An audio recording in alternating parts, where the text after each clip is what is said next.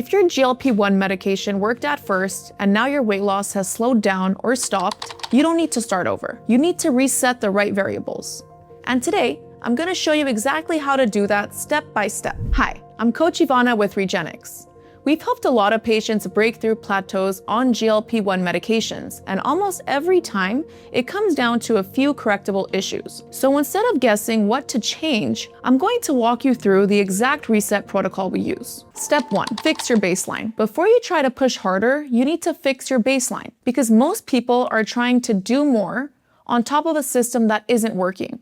So step 1 is simple. Stabilize your routine, which means consistent meals and consistent timing. Then no long gaps, followed by overeating and removing extremes. That means no crash dieting, no skipping entire meals, and no random eating patterns. Because if your baseline isn't stable, nothing else will work consistently. Step 2, correct your calories. Next, your calorie intake. This is where most people get it wrong. When results slow down, they eat even less, but that usually makes things worse. Your body adapts, your metabolism slows, and fat loss becomes inefficient. So instead, you want to bring your intake back to a level that supports fat loss. Not high, not extreme low, controlled. Enough to fuel your body, while still allowing progress. Step 3, prioritize protein and muscle. Now we protect what matters, your muscles. Because if you don't actively maintain it, your body will lose it during weight loss. So here's what we focus on. Protein at every meal, daily consistency, not occasional effort, and some form of resistance training. It doesn't have to be intense, but it has to be intentional. Because when muscle is protected, your metabolism stays active and fat loss becomes sustainable again. Step 4, increase output smartly. Once your intake is corrected, then you adjust your output.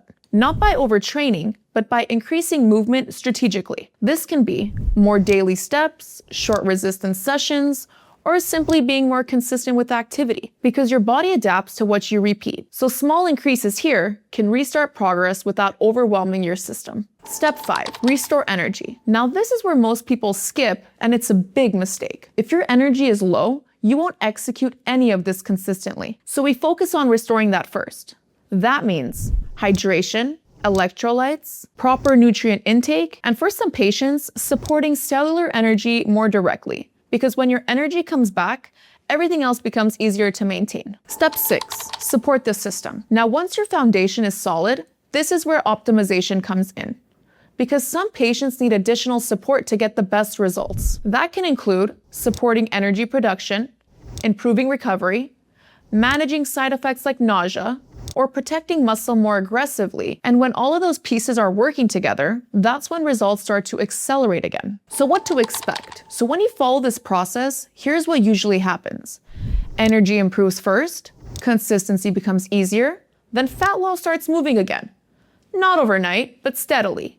And more importantly, in a way that's sustainable. If you haven't watched the full breakdown of the system behind this yet, that's where you should start. Because this reset only works if you understand how all the pieces fit together. And if you're still trying to figure out why your results slowed down in the first place, watch that next. That's where most people realize what they've been missing.